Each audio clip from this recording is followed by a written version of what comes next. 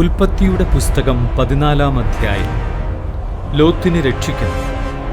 ഷീനാർ രാജാവായ അമ്രാഫേൽ, എല്ലാസർ രാജാവായ അരിയോക്, ഏലാം രാജാവായ കെദാർ ലവോമർ, ഗോയിം രാജാവായ തിദാൽ എന്നിവർ തങ്ങളുടെ ഭരണകാലത്ത് സോദോം രാജാവായ ബേറ, ഗോമ രാജാവായ ബിർഷ, അദ്മാര രാജാവായ ഷിനാബ്, സെബോയിം രാജാവായ ഷെമബ്, ബേല അതായത് സോവാർ രാജാവ് എന്നിവരോട് യുദ്ധം ചെയ്തു.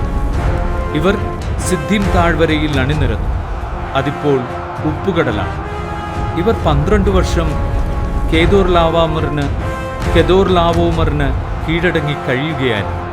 എന്നാൽ 13-ാം വർഷം അവർ അവനെതിരെ പ്രക്ഷോഭം കൂട്ടി. 14-ാം വർഷം കെദോർലാവോമറും കൂടെയുണ്ടായിരുന്ന രാജാക്കന്മാരും ചെന്ന് അഷ്തരോത്ത്, കർണോയിമിൻ, റഫായിമുകളെയും ഹാമിൽ സുസിമുകളെയും ഷാവേക്, കിരിയാഥിയമിൻ എമീമുകളെയും സെയ്ർ മലകളിൽ ഹോരിരെയും അടിച്ചമർത്തി. അവർ മരുഭൂമിയുടെ അതിർത്തിയിലുള്ള എൽപാരാൻ വരെ എത്തി. അവർ പിന്തിരിഞ്ഞ് എൻമിഷ്പാത്തിൽ അതായത് കാദശിൽ ചെന്ന് അമലേക്യരുടെ നാട് കീഴടക്കി. ഹസസോൻ താമാറിൽ പാർത്തിരുന്ന അമോര്യരെയും തോൽപ്പിച്ചു.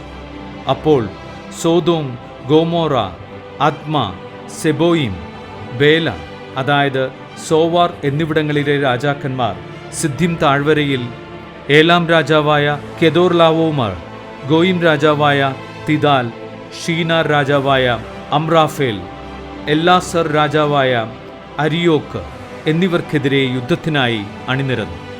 4 രാജാക്കന്മാർ 5 പേർക്കെതിരെ. സിദ്ദീം താഴ്വര നിറയെ ചെളിക്കുണ്ടുകളായിരുന്നു.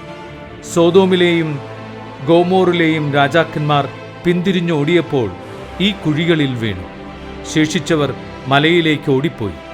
സോദോമിലെയും ഗോമോറിലെയും ഗോമാറായിലെയും സർവ്വസമ്പത്തും ഭക്ഷണ സാധനങ്ങളും കവർന്നുകൊണ്ട് ശത്രുക്കൾ സ്ഥലം വിട്ടു.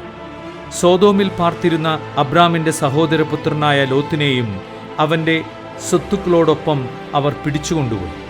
രക്ഷപ്പെട്ട ഒരുവൻ വന്ന് ഹെബ്രായനായ അബ്രാമിനെ വിവരമറിയിച്ചു. താനുമായി സഖ്യത്തിലായിരുന്ന എഷ്കോലിൻ്റെയും ആംനറിൻ്റെയും സഹോദരനായ മാമ്ര എന്ന അമോര്യരുടെ ഓക്കുമരത്തോപ്പിനടുത്താണ് അബ്രാം താമസിച്ചിരുന്നത്.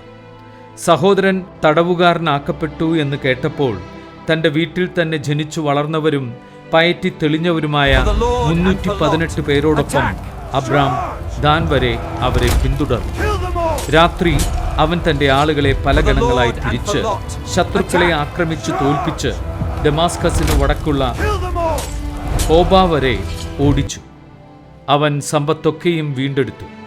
ചാർച്ചക്കാരനായ ലോത്തിനെയും അവൻ്റെ വസ്തുവകകളും സ്ത്രീകളെയും ജനങ്ങളെയും തിരികെ കൊണ്ടുവന്നു. കെദോർലാവോമറെയും കൂടെയുണ്ടായിരുന്ന രാജാക്കന്മാരെയും തോൽപ്പിച്ചു മടങ്ങിവന്ന അബ്രാമിനെ എതിരേൽക്കാൻ സോദോം രാജാവിൻ്റെ താഴ്വര എന്നറിയപ്പെടുന്ന ഷാവേ താഴ്വരയിലേക്ക് ചെന്നു. സാലം രാജാവായ മെൽക്കിസെദക്ക് അപ്പവും വീഞ്ഞും കൊണ്ടുവന്നു. അത്യുന്നതനായ ദൈവത്തിൻ്റെ പുരോഹിതനായിരുന്നു അവൻ അബ്രാമിനെ ആശീർവദിച്ചുകൊണ്ട് പറഞ്ഞു, ആകാശത്തിൻ്റെയും ഭൂമിയുടെയും നാഥനായ അത്യുന്നത ദൈവത്തിൻ്റെ കൃപാകടാക്ഷം നിന്റെ മേലുണ്ടാകട്ടെ. ശത്രുക്കളെ നിന്റെ കയ്യിലേൽപ്പിച്ച അത്യുന്നതനായ ദൈവം അനുഗ്രഹീതൻ. അബ്രാം എല്ലാറ്റിൻ്റെയും ദശാംശം അവന് കൊടുത്തു. സോദോം രാജാവ് അബ്രാമിനോട് പറഞ്ഞു, ആളുകളെ എനിക്ക് വിട്ടുതരിക, സമ്പത്തെല്ലാം നീ എടുത്തുകൊള്ളുക. അബ്രാം സോദോം രാജാവിനോട് പറഞ്ഞു, ഞാൻ കർത്താവിൻ്റെ മുമ്പിൽ ആകാശത്തിൻ്റെയും ഭൂമിയുടെയും സൃഷ്ടാവായ അത്യുന്നത ദൈവത്തിൻ്റെ മുമ്പിൽ ശപഥം ചെയ്യുന്നു, നിങ്ങളുടേതായ ഒരു ചരടോ ചെരുപ്പിൻ്റെ വാറോ ഒന്നും തന്നെ ഞാൻ എടുക്കുകയില്ല. ഞാൻ അബ്രാമിനെ സമ്പന്നനാക്കി എന്ന് നിങ്ങൾ പറയരുതല്ലോ. യുവാക്കൾ ഭക്ഷിച്ചതും എൻ്റെ കൂടെ വന്നവരുടെ പങ്കും മാത്രമേ എനിക്ക് വേണ്ടൂ. ആനറും എഷ്കോലും മാമ്രയും തങ്ങളുടെ പങ്ക് എടുത്തുകൊള്ളട്ടെ.